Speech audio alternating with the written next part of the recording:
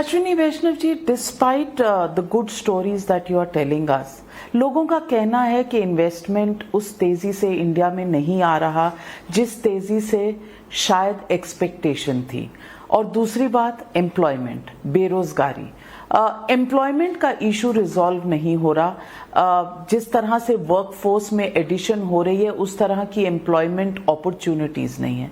मैं आपसे पूछना चाहती हूँ कि चुनाव नजदीक आ रहे हैं, हालांकि आप क्विंटेसेंशियल पॉलिटिशियन नहीं हैं, लेकिन चुनाव का जो ग्रामर है वो शायद डेमोक्रेसी में एक तरह से सुनहरे अक्षरों में लिखा जाता है और 5 साल के बाद आपको चुनाव में जाना होता है। मैं पूछना चाहती हूँ, क्या अनएम्प्लॉयमेंट का इशू, बेरोजगारी का इशू एक बड़ा मुद्दा होगा आने वाले चुनाव में, और इसको एड्रेस करने के लिए आप क्या कर रहे हैं? जितने भी प्रोग्राम्स हैं, एक एग्जांपल लीजिए डिजिटल इंडिया और मेक इन इंडिया के कॉन्फ्लुएंस पे इलेक्ट्रॉनिक्स मैन्युफैक्चरिंग का, सेमीकंडक्टर का, स्टार्टअप्स का। आज जो 74,000 स्टार्टअप्स हैं हमारे रजिस्टर्ड और 100 से ज़्यादा यूनिकॉर्न्स हैं, उसमें 5.5 लाख लोग एम्प्लॉयड हैं। आईटी इंडस्ट्री लीजिए, just in the last 12 months IT industry has added close to 6 lakh new employment. Close to 6 lakh new employment. That's the kind of employment which is happening on the ground, right? But we are an economy where additions to the workforce run into crores every year. So, a few lakh employments is not going to resolve our problem. So, sector by sector, मैं अपने sectors की बात कर सकता हूँ। आप railway का लीजिए, स्टेशंस का जिस तरह से काम चल रहा है, आज जितने भी इंजीनियरिंग डिज़ाइन में फर्म्स हैं वो फर्म्स कह रही है we are already on a hiring spree. Construction के लिए फर्म्स जितनी चाहिए उतनी फर्म्स अवेलेबल नहीं है। People are adding their workforce now, people are adding their resources now. Sector by sector अगर आप देखें, हर एक सेक्टर में सेम फिनोमिनन है।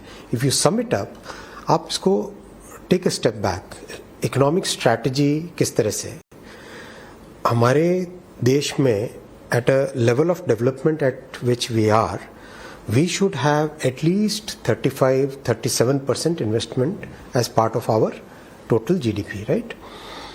Because of the policies of the previous government, UPA government ने जिस तरह से एक बैंकिंग सेक्टर को पूरा फिनिश करके रख दिया था, एकदम ऐसी कंडीशंस लेके आ गए थे that we were among the fragile 4-5 years it took the government to clean up that thing. उसके बाद में इन्वेस्टमेंट साइकिल स्टार्ट हुई। 5.5 लाख करोड़ का 2021 में कैपिटल इन्वेस्टमेंट का प्रोग्राम पीएम साहब ने बजट में डाला, उसको 7.5 लाख करोड़ का 2022 के बजट में किया। This cycle has already started playing out. जो 50-60%, 70% कैपेसिटी यूटिलाइजेशन फैक्ट्रीज में था, that has now gone to 85-90% in most of the industries, and that means the new capital investment cycle starts. New capital investment cycle starts means new jobs starts getting created. I was reading a report of this period corresponding May to August period, इसका एक corresponding period का, against 371 million people employed, now we have something like 408 million people employed, right? So that employment growth is there, yes. We definitely keep increasing our emphasis that we are putting on investment. We must continuously focus on implementing all these programs.